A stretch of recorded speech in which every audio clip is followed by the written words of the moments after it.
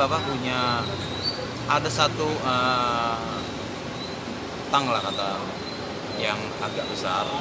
Akhirnya dari royalti itu yang pendapatan yang harus sebesar ya jadi kecil, dan saya nggak bisa ngandalin itu. Masa saya andalin kan kecil gitu ya. Ya udah akhirnya saya cari sendiri lah. Mungkin kan saya idealis mikirin musik aja sementara anak istri saya nggak makan gitu kan. Ya gak sih.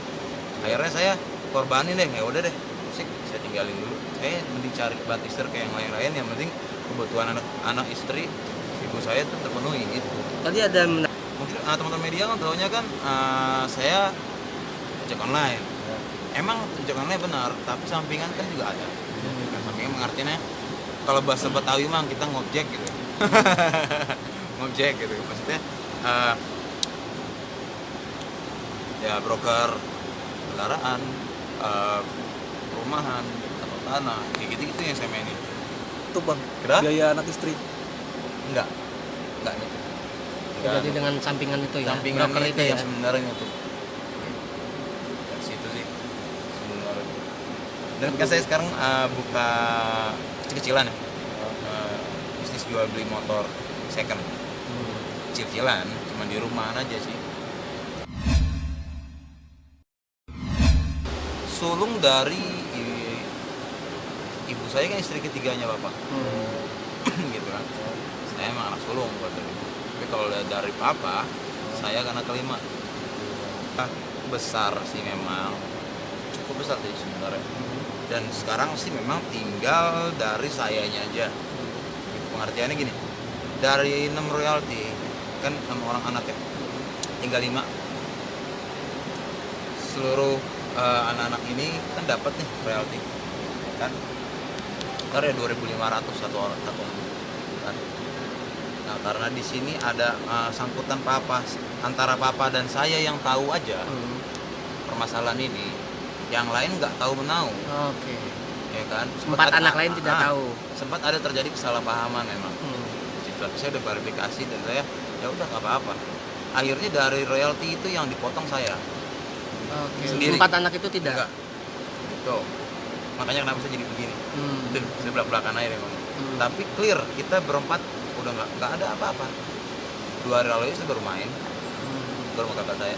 Nah, 4 merasa nggak tahu menau soalnya. Beranggapan mereka, adik saya pun juga sama. Adik saya juga ya gue nggak tahu tuh bapak utang apa, yang tahu lu. Ya udahlah, saya orang nggak pernah mengambil pusing dan saya orangnya nggak pernah mau cari ribut. Udah, kalau memang saya yang harus dipotong sendiri ya udah nggak apa-apa. Ya udah air gitu potong. Tapi yang bukan sempat viral ya, tapi viral di kalangan ini aja deh, kalangan kita aja gitu. Bisa saya promoin gitu karena lagu yang saya ciptain ini feeling papahnya nih, almarhum bapak nih feeling gitu waktu itu kan. Ini feeling nih, jadi kayak ini coba bikin nih musiknya. Gimana? Dia bilang, "Ya kau Pai aja deh." Akhirnya kan yang aransemennya kan Pai Slang. Nyiptain lagu apa yang bikin musik saya ini gitu kan. Saya kebatinan gitu jadinya kalau inget itu gitu loh. Karena itu satu wejangannya papa gitu yang belum bisa saya kabulin gitu. Pengertiannya papa feeling dengan lagu itu gitu. Kita udah kontrak kerjasama sama Warner waktu itu. Pas berapa hari setelah saya kontrak dengan berapa bulan dengan Warner, papa meninggal. Akhirnya kan nggak mungkin lah, cuman label doang, nggak ada investor ya kan. Akhirnya saya mundur, tapi lagu itu saya bawa. Lebih ke sifat ya. Ada perempuan yang selalu ingin diperhatikan, ada juga mungkin wanita mandiri nih, tapi mandiri sih boleh-boleh aja, tapi kita butuh kepekaan laki-laki, itu penting. Jangan sampai ketika dia tidak peka, dia tidak tahu sejauh mana ini istrinya udah bekerja, sejauh mana ini istrinya sudah berjuang gitu. Peka itu penting banget, sangat-sangat penting. Aku tuh orangnya protektif banget, jadi aku harus tahu apapun yang dilakukan suami, gitu kan. Apa sih sebenarnya kan kalau kita memberikan informasi yang jelas mah kita sebagai istri juga nggak akan nanya-nanya capek-capek gitu kan. Aku lagi di sini ya, lagi sama Anu, udah selesai gitu kan. Tapi ada mungkin laki-laki yang cuek, yang kadang-kadang merasa itu tuh nggak penting. Yang penting lu percaya aja, kasih ruang kepercayaan buat aku untuk melakukan apapun gitu. Tapi aku bukan wanita yang bisa seperti itu. Aku tuh tetap komunikasi nomor satu gitu. Tapi kadang-kadang mungkin ya yang namanya aku sibuk dan segala macam, aku nggak tahu maksudnya kejadian-kejadian apa aja yang sudah terjadi di belakang aku nggak tahu. Tapi berusaha untuk positive thinking aja. Apa karena lu Cuma apa enggak, tapi ini tuh akumulasi dari segala percekcokan itu yang pasti kalau setiap habis berantem pasti ada yang sakit hati pasti itu. Tapi ada yang bisa bertahan, ada yang bisa maafin atau enggak gitu kan. Itu aja sih kadarnya. Selama ini aku lebih banyak ya udah maafin daripada aku jadi punya status nggak enak itu gagal cerai.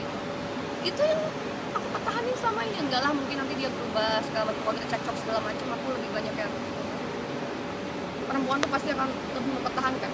Aku yakin banget, kecuali ya amit-amit nih ada KDRT yang benar-benar udah nggak bisa dilepas. Pasti perempuan juga walaupun udah di KDRT pasti tetap mempertahankan rumah tangga. Perempuan pasti akan lebih menjaga.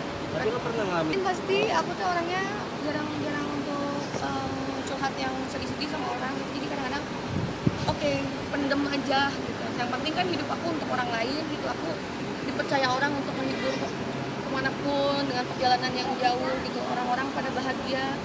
Kenapa aku nggak memakai itu sebagai kebahagiaan aku? Kadang-kadang aku ya memang pura-pura bahagia itu memang berat sih. Tapi lebih baik dibandingkan kita menunjukkan kesedihan dan orang lain tambah sedih. Itu pun jadi beban buat kita. Jadi tambah beban buat apa? Jadi lebih baik ini berdua benar-benar handle sama-sama. Aku membangun rumah tangga ini juga kan dari minus lah bisa dibilang, sama-sama belajar rumah tangga tuh kayak gimana. Dalam perjalanannya malah kita jadi lebih tahu karena kita ngejalaninnya benar-benar tanpa campur tangan orang tua. Kita berdua dengan pemikiran kita, cuma ya balik lagi dua kepala ya, dua sifat yang berbeda, dua kebiasaan dan segala macam. Kita masih WA-an kok, masih komunikasi, cuma ya tidak intim waktu dulu. Komunikasinya seperti apa dulu tuh aku tipe orang yang protektif abis. Aku tuh kemana dia pergi pasti aku telepon, aku WA di mana, itu aku tuh kayak gitu orangnya.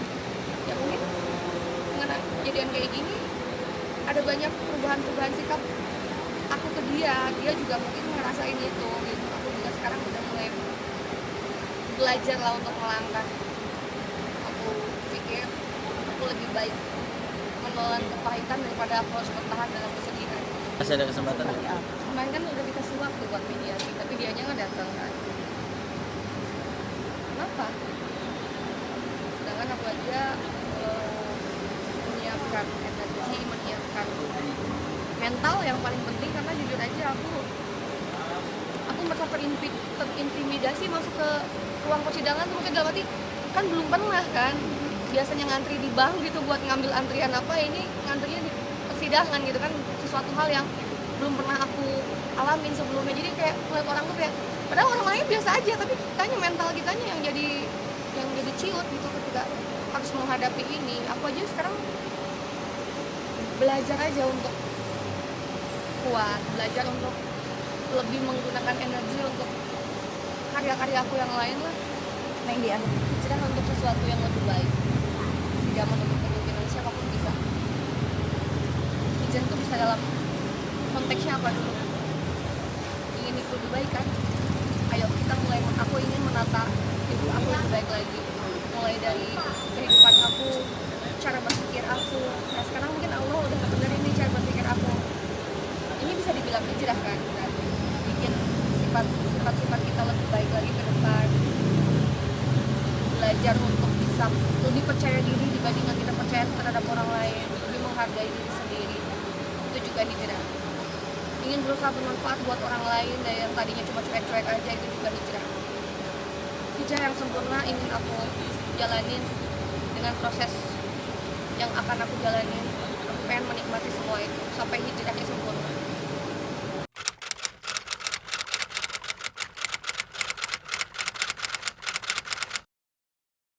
Jadi jangan lupa untuk subscribe Cumi Cumi. Ditekan ya tombol lonceng merahnya.